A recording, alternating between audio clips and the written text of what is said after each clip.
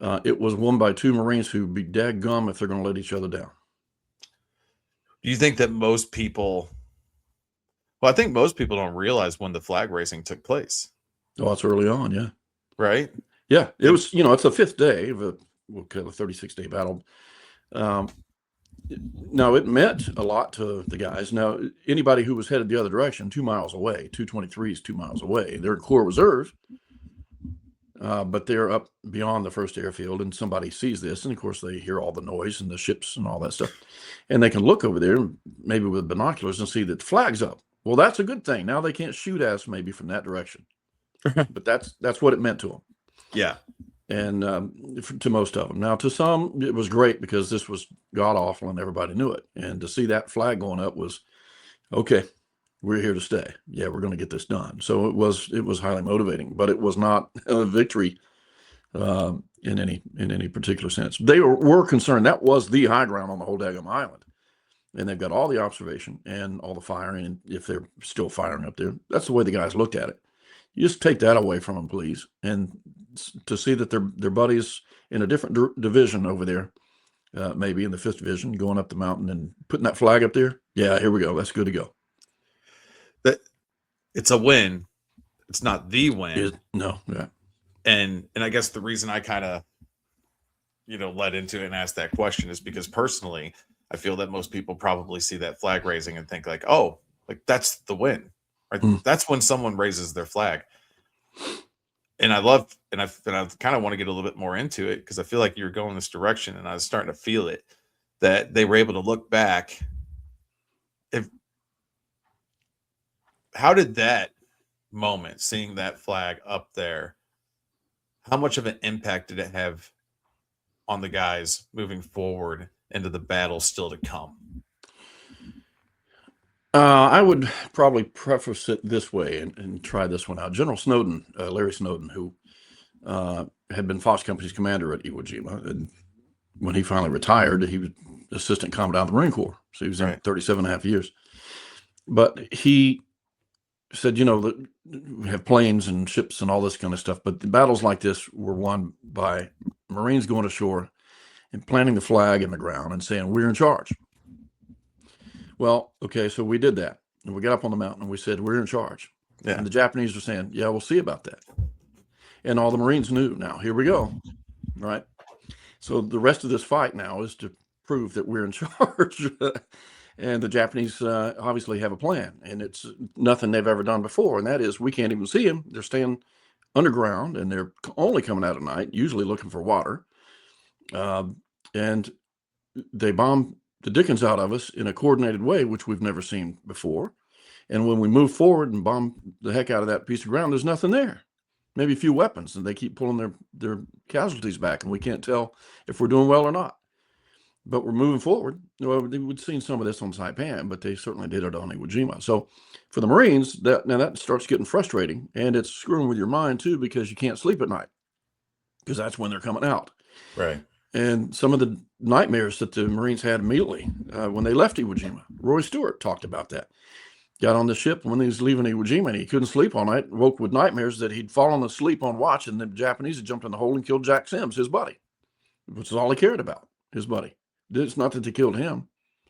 Yeah. He was dreaming about failing his buddy. That was his nightmare. Yeah. So that's the vice, the tension in the vice that was cranking down on these guys from then on Iwo Jima, and trying to work together as a team. They couldn't get combined arms together in that terrain on Iwo Jima.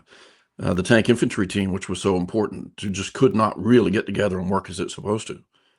And so it was a big deal in the eastern part of Iwo Jima for the 4th Marine Division. It was a big deal on the morning of the 8th of March when some tanks did get up there and got up there with Fox Company. That had not been possible before. All the I wrote an article for the Marine Corps Gazette a couple of years ago, 2-part article on Iwo Jima, the battle for coordination, which is to say Iwo Jima was a battle for coordination. And you got to win that battle before you're going to win the battle. And so that's what I highlighted. And maybe that's the truth about Iwo Jima that people don't understand. They're struggling every day. The Japanese did a superb job immediately in Iwo Jima of breaking the team apart and keeping it from getting together. And the Marines fought the rest of the time on Iwo Jima to get the band back together. That's what they were fighting for. And so my challenge to the Marine Corps today and to anybody else is, it's one thing to go in with a plan. What's your plan to fight to get back together when it's disrupted? Because by God, the enemy's going to work on disrupting it in a lot of different ways. Are you prepared to do that? On Iwo Jima, by God, amazingly, it was the dozer tank that was so helpful in helping get the team back together. But it was the tankers, the engineers fighting all this time to get up there with the infantry. And you could only get, and finally they got, I think, 3 tanks up there that morning. And let me hammer that just for a moment. And I pointed out in the article. So Major Bob Neiman, who commanded C Company 4 Tank Battalion, who worked so much with the 23rd Marines, and they've been, you say the higher levels, regiment and battalion assets, mortars they're ineffective, can't really help the guys up there in the rocks. Any open terrain is not open. There's rocks all over the place. If there's a trail, it's mined, and it's covered by anti-tank guns and mortars and rockets. But the weapons themselves are in the rocky jungle. That's where you've got to get. You have no choice but to go after it. And the tanks can't go in there with you. So they're struggling to get together and get anything done. And on the morning of the 8th of March, here it is. Battalions finally got some tanks up there. And it's Bob Neiman, and we know it's Max English in the tank up there. We know that, and here they are with Fox Company. And the Fox Company's commander at that time, Lieutenant, now Captain Charlie Ahern, is up front on point with his company, trying to push down this long corridor, big wide corridor down to Tachi Iwo Point. And here they are together. And he's talking to them he's got comms, direct comms with Max English in that tank. And they're trying to hit these targets, and they're still not getting it done as well as he thinks they should. Right. Here they are together, physically together, side by side, practically. Now, they have to stay away because the Japanese are making those tanks radioactive with mortar rounds. Yeah. But they're still not getting it done. There's still a gap. And there's only one man that could close that gap and achieve the state that we call team. And it's Charlie Ahern. And he figures the only way he can do that is when we share the same view of the target. And the only way we can do that is I'm at the tank. And he runs out into the mortar barrage behind the tank, grabs a phone, and now they share the same view. Now they function as a team. As close as they were, as much. That's how big a fight it is to achieve that state and how tough it is. And Charlie got it done right there on Iwo Jima. Yeah, tanks, for anybody who doesn't know, which is probably a lot of people that stumble across these podcasts, there's some beautiful things about tanks. One is, like you said, the Japanese are making them radioactive. What the hell does that mean? That means that the tanks are taking a lot of the attention away from the guys like me, right? Which is nice. It's nice. They're a big target. Might not be so nice and comfortable for the guys in the tank, but as we saw one of those tanks, remember, in the museum in Peleliu. Was that from Peleliu or was that from a different? I can't remember which island that was from. There may be. When we did the museum tour out there, it was all shredded up. Man. It's got to be that one. Yeah, it's got to be that. I don't know if one elsewhere. Yeah, I think so. Also, there's a pretty damn, and maybe not so much for the guy, probably not at all for the guys in the Pacific, but for normal human being enemies, not so much maybe the Japanese. When you see a tank, that's kind of your sign to like take off. You don't want to go up head to head. Japanese, as we know that they were relentless. They didn't surrender. For them, they didn't care. Tank had no intimidation factor whatsoever. But in my experiences, like, it definitely did. It made people take off and run and not really want to face what we had coming at it. But really, it drawing the fire and drawing the attention, and then the cannon on those things and the damage that they can do and the support they can give you. Like you said, right there in real time. You're not calling an artillery unit or directing fire coordination from aircraft or naval gunfire, things like that. But the thing is right there with you, and there's the phone. And even the Abrams, still have the phone. You can pick it up, talk to the guys inside, let them know, be their eyes and their ears on the outside. Sharing that same view. Well, the Marines had worked so hard to get the tanks and infantry together so that they'd work together. And they had stumbled along the way. One of the things they did going to Saipan before they went there, the tank folks had offered, let's say, classes on how to work together with tanks Yeah. and what tanks could do and what they shouldn't be asked to do and all this kind of stuff. And the infantry units sent representatives who were not the officers that would actually be working with them on the battlefield. And so much of the value of that was lost. And they realized we just dropped the ball. This is 4th Marine Division. And they didn't do that again. And next time they got the infantry up there and the officers, and they practiced working with them, and they practiced on Saipan, and they achieved what they thought looked great. And it was a great scheme on the board. And they called that coordination. And that was a scheme, a schematic. That didn't work on Iwo Jima. Now, what happened on Iwo Jima was that they couldn't, tanks were a great source of comfort for Marines on Saipan or Tinian, not on Iwo Jima. They were radioactive, and you didn't want them around because they were drawing all this fire. So the Japanese were highly coordinated with their fires on Iwo Jima where they had not been previously. So they would smother a tank with mortar fire and all that stuff to scatter the infantry, and then run out there and attack it with a mine and blow it up that direction. And did that numerous times. They also did have white phosphorus, and they would use that as well to keep the infantry away. So they did a terrific job, literally, of keeping that team apart and fracturing it. So it was a real fight to get it back together, where you could use that firepower, whatever it looked like. If it was one tank, it didn't matter. Bring that firepower. And the Japanese had very effective anti-tank guns up there that knocked out in mines and knocked all those tanks out. Every one of them. Yeah, and here we are talking about, the power of tanks from, back on Iwo Jima to, my time in Iraq. And now the Marine Corps doesn't even have tanks. Mm-mm.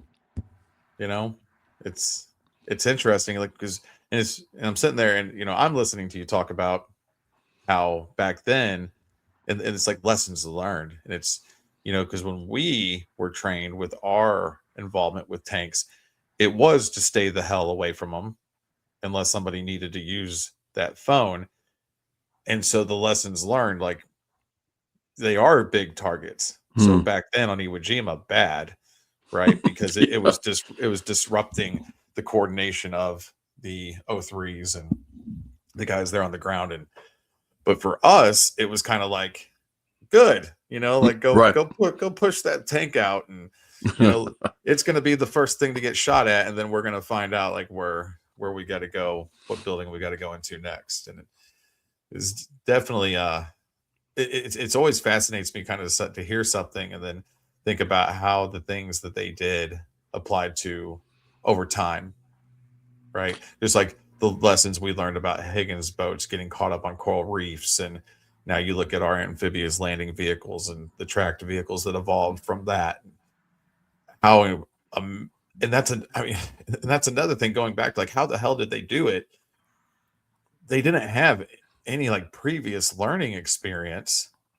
To quote our loved Bruce McKenna from the Pacific and some Band of Brothers and all that good stuff, before World War II, minus Bellawood, because we did some badass stuff there, my 6 Marines. But before World War II, Marines were just a bunch of pirates. Yeah. And World War II is where we kind of became, the most badass people on earth. Definitely, from a military branch perspective, at least in our own eyes, right? We're all heroes in our own eyes. Well, they had to do so much so rapidly, from the quick transition to Amtrak's within a month before going out for the first operation for the 4th Marine Division, which didn't play out well in the Marshalls, and thankfully that was mercifully short operation, thanks in large part to Admiral Nimitz making the profound decision to bypass the heavily defended islands. Very lucky, that's good, but learning how to use those things effectively. And then learning the lessons learned. So this was about 6 months between each operation for these guys. And to watch them, to track their adaptation and implementation of lessons learned between operations is worthy of close attention. They could really pull it together and continue to evolve. So the Japanese. You've got Kobayashi on Iwo Jima, and that's important of things to come when you get to Okinawa and all this kind of stuff. You're getting to the folks who understand concentration and massing and all these kinds of things. But anyway, they adapted very, very rapidly and put these things together and learned a whole lot of stuff. They were exceptionally highly trained going to Iwo as well. So, I would tell you also in the 5th Marine Division, the radios, the field radios, the SCR 300s came to them a little later than they got to the 4th Marine Division. So they couldn't outfit their tanks in the same way with these things before they went to Iwo. So they had to operate differently and communicate differently. And they tended to push the tanks out first with the infantry following behind. Yeah. When they could get them into the terrain. And some of the other regiments, 24th, when they had an opportunity to bring them out there, that's what they did as well. But it really, back to your point, it's really what the tank represented. And it represented the ability to concentrate a tremendous amount of firepower at the point of contact. It's not about the tank with treads on it with medium velocity, 75 millimeter, all this kind of stuff. But that's what it represented. So the infantry's up there, they got, K-bars and M1s and BARs and all this, et cetera, and some light machine guns and some 60 millimeters. And now they got a big old brute that can come up there and stay for a while. Now they're going to move forward. Yeah. And that's what it represented. And I think that's what the Marine Corps needs to be finding today if it's still going to be offensive minded and not just a defensive force, like defensive battalions. Then what's that concentration of fire look like at the point of contact, and whether it's tanks or something else? So, but if you don't have that, you're not ready to get after it in some unexpected way. So I don't know what the answer to that is, but that's the question in my view. I got a question again. I want to kind of trying to think of the best way to word this. So I guess I'm going to throw it out there because you got to sit around and talk with these guys and just hear their stories. And I think that's with your experience, which makes it so cool, is it wasn't a sit down interview. I ask you questions, you give me answers. It was you were with them, you were around them, you heard their stories, like you became like their historian, you became one of them, accepted. And it's so much different than how other people write books. They look at something, they might ask some people some questions, and that's where I think you're not just a storyteller, you are this custodian, you're this conduit of information. All that to say, when you were sitting around, I'm just curious because I always go back to my my young Marine thoughts. Did you ever hear them talk stories, tell stories, bitching? Because like we Marines always bitch. We always kind of sometimes say we're not happy if we're not bitching. We'll bitch about guys in planes. We'll bitch about guys in tracked vehicles and tanks, and kind of how they don't have to walk. Yeah. Were you ever just sitting around with them at one of the reunions or hanging out with them, and stories come up about like, yeah, they were getting blown up, like they were taking a lot of fire, but they didn't have to walk anywhere. I don't remember hearing that one, but they would have you in stitches when they got started, and once again, as a civilian coming into this, but having been part of a high performance team, I also could recognize those things that are triggers of high performance teams and the way things go. And it was a lot of fun. You mentioned that Don Swindle, who's my great close buddy in Foss Company. We called him Upper Crust after a trip out to the Marianas and the way he was treated out there. But he would often say all the time, I was probably the bitchingest Marine in the Marine Corps, and all this kind of stuff. And I wanted to know what was going on. And I was too nosy. I wouldn't sleep at night, all this kind of stuff. And he would tell you what the other units around him were doing. And they got in trouble again over there, all this kind of stuff. So there was a lot of funny stuff like that. And it depends on who was together. If you got two buddies together, get that recorder going, because you could capture what that dynamic was. And this is how they fought. Yeah. And when they dug in at night and they found the beer and they dig it in, what do they do next? And this is what you've just recorded, is how that plays out. And it's not where they moved on the ground. That's easy, or that's not easy, but get that nailed down. Now let's find out what they really did. And that's what you're after. Yeah. Yeah. I mean, that's the thing is like, you know, what was it? Is it? I'm drawing a blank on it right now in the Pacific. I want to say it was like episode 3, and we got to talk with Bruce about. I told him it was one of my favorite episodes. Whenever Lecky's has the relationship, you know, and he's like, man, he's like, I'm glad to hear you say that because so many people give me shit about it being like too lovey and everything like that. But as you know firsthand, because you're there, you're not just there getting the war story. You are there getting the human experience, the war experience. Yeah, like it just, and they're humans. You see them as the humans that they are, and that's what I told Bruce. I felt he did with that episode is they showed us as humans, not just these war machines. But you got to sit around a bunch of guys and get to know them on a level, the human level. And I think that's pretty awesome. It's uncommon. Yeah, not everybody has that opportunity, and just as it played out after so many years, and the guys at our last reunion, especially Charlie Ahern, Captain Ahern, came around. He wasn't speaking much anymore. He in his 90s, and just had he did. I had him going at the reunion, and his son was amazed. But he came around after that last reunion dinner, and just walked around and shook my hand and looked me in the eye and gave me that little grin that kicked me in the rear end. And I had already answered the question a couple of times. I don't think a book can be done. It's just they didn't have, generally speaking, they didn't have coherent stories much. They had, I remember, well, a sergeant ran out and picked this guy up, and we were at such and such. They didn't know when that was or who it was sometimes. Yeah. Or little things. Or I was, well, when so and so was, we had a sergeant who was going to try to talk these Japanese out of a bunker. Well, later I know exactly what he's talking about because somebody else mentioned it and so forth. And then you've got to put them together. So there were not generally lengthy stories. But if you got enough, and later on, and I had never listened to all those tapes until I started the book and didn't pull them out and digitized them, recorded them and digitized and transcribed them.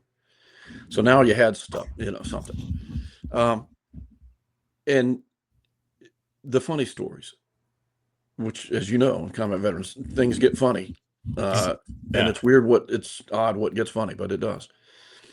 And those are the things you got to remember because that's the experience. When they were going to do the book, Texas A&M University Press, right? And they were concerned that, number one, about the title. What's Black Dragon mean? Is that some derivative, thing, or what is this? Right. And I had to explain that. Well, then let's work on that subtitle. The experience of a Marine rifle company in the Central Pacific is too long. Yes, it is. However, it has to be. That's what it is. Yeah. So we, in this book, we are endeavoring to capture and convey the experience of being out there in a rifle company during the war. Who else has done that? So this is what it is. You've got to use this as the subtitle. Otherwise, you're missing the point. Right. And they did. And then they agreed with that. They understood that. Well, no, that's exactly right. It's what it has to be. So it is from that angle. That's the reason, that guides your decision-making as you go along doing the book. What you're writing, what you really need to dig into, and what do you not really need to dig into, is how does it contribute to understanding that experience or feeling it? And if they're going to go do something, we need to understand why they're going over there to do that, and what's happening around them, and then we'll get it. And that's so you cover it. So you have to pop up to higher levels occasionally for the proper context, and then back down in the dirt with these guys and convey it. But some of the funny stories, there's no way that I was not able to capture them or convey them in written form the way I remember Don Millison telling the story, which makes me laugh just watching him tell it. Yeah. It's just impossible, but they were hilarious. I definitely would find it, man, it'd be super difficult to put some of those stories on paper. The old saying of like you had to be there. Yeah. Oh yeah. Kinda, so well, you had to, if you saw Don Millison's his movements and his action, his responses, that's what made it hilarious. And you get to know how I'm thinking of the story when they had beer, they got Japanese beer on Saipan, and they dug in and they would bury the beer to try to cool it off. It's so hot out there. And one of the runners came around, don't drink the beer, they've poisoned it. And he freezes up and has this look. And that's what I remember seeing. And that's only Don Millicent can do that. And it was hilarious. And then after a pause, his buddy says, Don, what are we going to do? And after another pause, he says, well, in the morning, if I'm still alive, I'm going to drink the rest of that beer. Only Millicent could tell that in the way that Millicent said it in the first place. But it was hilarious. Those kinds of stories. And they just really happened. Oh, the dude got his coffee shot out of his hand by a sniper. So he grabbed his weapon and went off into the woods to find him. Yeah. Just because he shot his coffee. Yeah. You don't fuck with our creature comforts. No. Coffee. Yeah. I was big on sunlight. That was a big one of mine. Like in Afghanistan, when we're up in the mountains, it would get so cold. And then some guy would want to come stand there and talk to you while you're just laying there trying to warm up from the sun, and he'd stand right in your sunlight. Get the out of the sun. We don't have a lot in life, man. Like, don't mess with it. Don't shoot my coffee. Probably I could see a guy like that saying, like, I'd rather he shot me in the arm than shoot my coffee. Yeah, don't shoot my coffee. Yeah. There's a lot of that was very valuable. And Slim Gardner, great big 6'4", 6'5", skinny guy, and then Miguel Mauricio, the shortest guy in the company, and Gardner would always remind him of it. With some of the funniest, driest Texas humor, but you got to try to capture some of that as well. And then there's other stuff that you don't put in the book. You just don't. If Hollywood were ever to do a thing with it, that's what they'd go after. I am not giving it to them. Yeah. But you just, there's plenty out there. So again, that's part of that wartime experience. And and it's, and it's also part of being, a respectful custodian of these men's stories and their lives and what they did. And that's not something that I know that you don't take that lightly. I know you, somewhat decently. We've hung out last February, and then the Black Rifle compound back in October, and there in Fredericksburg again for the Nimitz conference. But it's something that you are a great voice piece for these stories, keeping them alive, keeping them going. We haven't really sat around talked much in person, but I've overheard you, when you were there with the families last February, talking with them and, talking with Scott, listen to some of the things that you say. Like you've done the work. I mean, you put in the time, and you've honored like these men and their legacy. And that's something that I think that we respect and hold very, very highly around here. If Neil wasn't UA, I know he'd be giving us, man. Yeah, for sure. His seal of approval on what I just said. So I appreciate that, man. We appreciate you. We appreciate everything you've done.